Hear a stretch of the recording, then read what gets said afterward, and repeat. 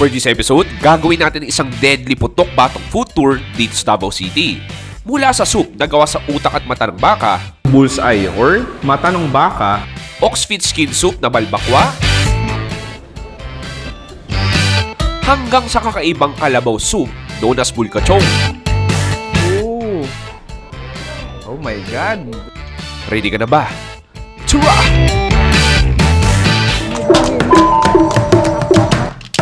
Davao City is one of the largest cities dito sa Pilipinas. Kaya naman, sari-saring kultura makikita mo dito. Ito rin ang home of the famous durian. Pero bukod dyan, ay kilala rin sila sa kanilang iba't ibang putok-batok food. Tulad ng almusal natin dito sa isang eskinita, dito sa Bullseye. This is Romeo Moleño, ang may-ari ng kainan na ito. At nagsimula pa sila noong 1996. Bakit nga ba Bullseye pangalan ng kainan ninyo? Kasi po simula yung sakwan sa mga mata ng baka. Ang bestseller nila ay ang Bullseye or mata ng baka. Meron din silang iba't ibang ulam na tinitinda. 3:30 AM pa lang ay nagsisimula na sila mag-prepare. At 7 AM ay open na sila. Nakaka 80 to 100 kilos ng bakang nauubos nila kada araw. At dapat papsa, agahan mo talaga dahil baka maubusan ka. Pero ikaw, Sir Romeo, ikaw tingin mo, anong sikreto ba't kayo tumagal lang ganun katagal? Siguro sa tiyaga lang. Tapos kinakailangan may determinasyon ka. Huwag susuko. Sir Romeo, daghang salamat. Ngayon gagawin ko, titikim na ako ng legendary Bullseye ninyo. Kaya hinihintay natin. Tara! Tsura! Sumabay yung manok. Ang Bullseye soup ay nagsisimula sa pagpapakulo ng mata, utak, balat, at laman ng baka ng halos 3 oras at lalagyan ito ng iba't ibang spices at pampalasa. Pagkatapos ay maghihiwa na sila ng mata at utak at ilalagay sa bowl. Lalagyan ng onion leeks at finally, ang sabaw mula sa pinakulong baka. Meron din silang signature bulalo at adobong bahay guya or chicken ovary. At syempre, in-order ko rin yan para magandang simula ng umaga. Ito yung pinakamagandang simula ng putok-batok, bulalo. Look at that, Pops. Tignan natin. Look at that.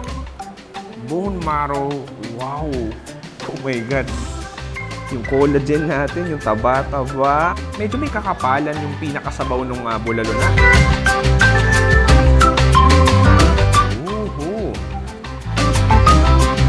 Malinis Malinis. Wala siyang kalat. Makapal-kapal siya. Alam mo yung parang dumadapo sa labi mo yung pinakasabaw natin. Oh my God. Say your prayers, pare. Oh,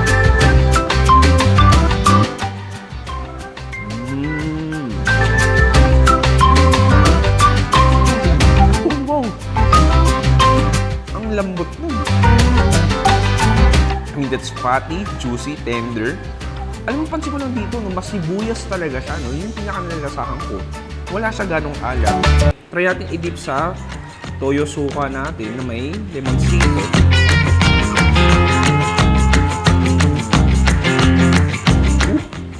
Alam mo, pag kumakain ka na gano'n, parang naalala mo yung kabataan mo bigla, nagpa-flashback ka na. Sobrang taba nun, pero ganda. Ang sarap ng pinakasawsawan natin. Asim, alat, anghang, limoncito, acidity, perfect na perfect. Egglet adobo, bahay guya naman. Alam mo, basically, egg yolk siya na mas pina-solid, mas pinatigas. Adobo flavor nandun. Mix natin, ito yung pinaka-solid. Ito yung ating Bullseye or mata ng baka. Tapos may utak din ito. Oh. Wow! Very mushy, creamy, fatty. Grabe sa pagpapakulo. Sobrang lambot. Actually, yung gusto ko sa mate. Ang dami yung texture. May taba, may lambot, may tigas ng konti. Tapos may konting, creaminess element siya. Unang stop pa lang to para sa ating putok-batok episode. Marami pa tayong pupuntahan dito sa Davao City. Para sa tanghalian ay nagtungo kami sa most famous market ng Davao City, ang Banquerohan Public Market. Dito matatagpuan ang legendary Paz Eatery na nagsimula pa noong 1985 and operating for 24 hours. Ikaw, para sa'yo, paano nyo na-maintain yung quality? Family owned kasi. So kami lang talaga yung yung brother ko nagluluto, tapos yung parents ko nagsusupervise. Ang bestseller nila dito ay ang Davao version ng balbakwa na gamit nila ay paan ng kalabaw. Ang balbakwa is a Filipino stew that comes from the Spanish word barbacoa, which means cooking meat very slowly on an open fire. Ang kanilang balbakwa ay may halong luya, tanglad, asin, paminta at ang nagpapakulay dito ay ang atsuete. At mahal na mahal ito ng mga Dabawenyo dahil ito'y perfect hangover food. Bakit mahal ng mga Dabawenyo tsaka mga turista itong Pasi Eatery?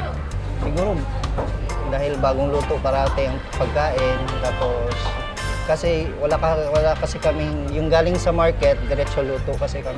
Sikat din sila para sa kanilang lechon kawali at halang-halang. So meron tayo itong hinalang-halang, no, sir? Hinalang-halang. Para siyang nilaga, pero pare, punong-puno ng sili. Oh, look at that, all of the chilies.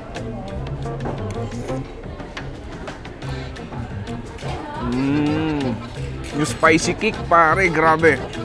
Oh, that's nice. Alam mo, malaki yung mga sili niya pero hindi siya sobrang ahong, ha? I mean, yeah, oily, fatty, yung sibuyas nandun, lasang-lasa ko yung luya, para siyang sobrang dami yung luya. Ito, bestseller din daw, lechon kawali naman.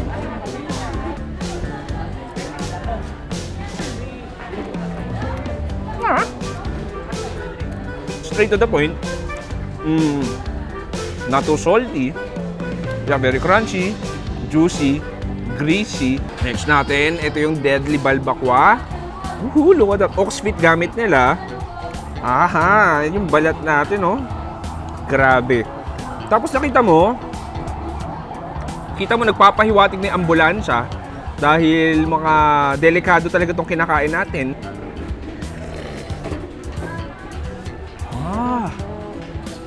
Ay, iba. Iba to. Expect ko maasim eh. Pero very subtle. Very subtle, makapal-kapal siya. Yeah, collagen soup to. So, dumadapa ulit sa labi mo. Kim tayo ng karne. Oh my God.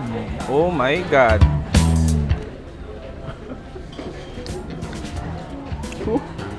Mali pagkain ko. Grabe yun. Alam mo, medyo may pagka-slimy na siya ng konti. Very fatty, gelatinous, bouncy. Pero malasa, ha? Awat kagat mo, parang nababawasan yung buhay mo. Alam mo, yung sa games, yung parang ganun. Lagay tayo dito. Oh my God, grabe, walang karne, no? Literal, balat talaga. Ito gusto ko tikman. Yung medyo mabuto. Ito bagay. Nagdadagdag lasa, anghang, acidity, citrus flavor. Ibang lasa, ha? Hindi ko na-expect yung balbakwa nila. Kulang na dito kanin, sabaw, tsaka pagdadasal. Maybe it can be tonight. Bago tayo magtungo sa huling deadly food, ay mag-dessert muna tayo dito sa Magsaysay Fruit Market. Bawal kang umalis ng Davao kung hindi ka kakain ng fresh at premium durian. Maraming durian dito sa Davao dahil malaki ang Southeast Asian influence dito. Pero tikman nga natin kung bakit naiiba ang durian dito sa Davao. Perfect partner ng Putok Batok Food, itong classic na premium durian dito sa Davao City. Look at that. Looks creamy. Pakita ko sa inyo. Kuha tayo ng isang masagana. Ito. Wow.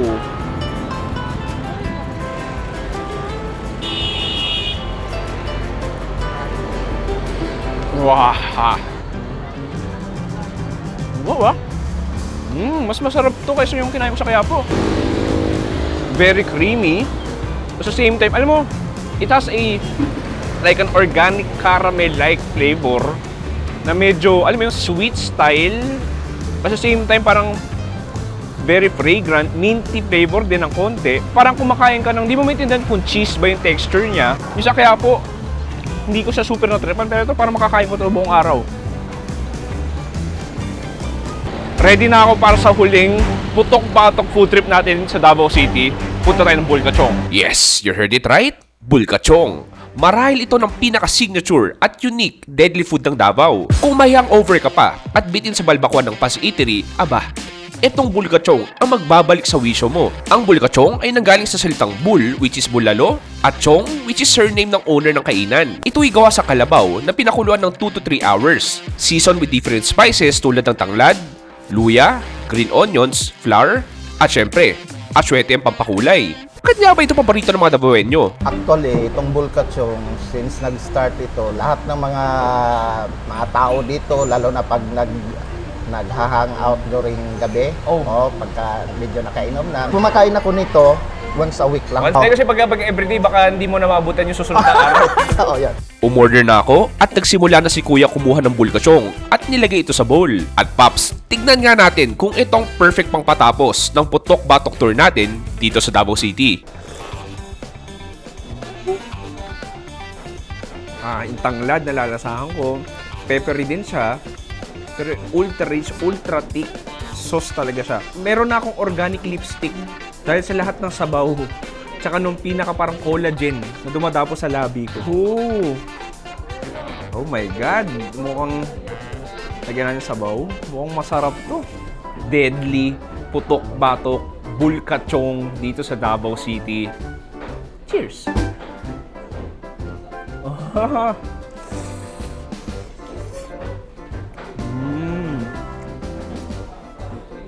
Jollibee, pasensya na.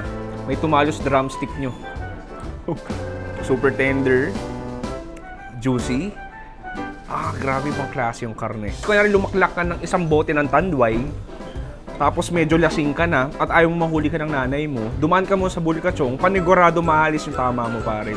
Crosscut siya ng nilaga, tsaka balbakwa.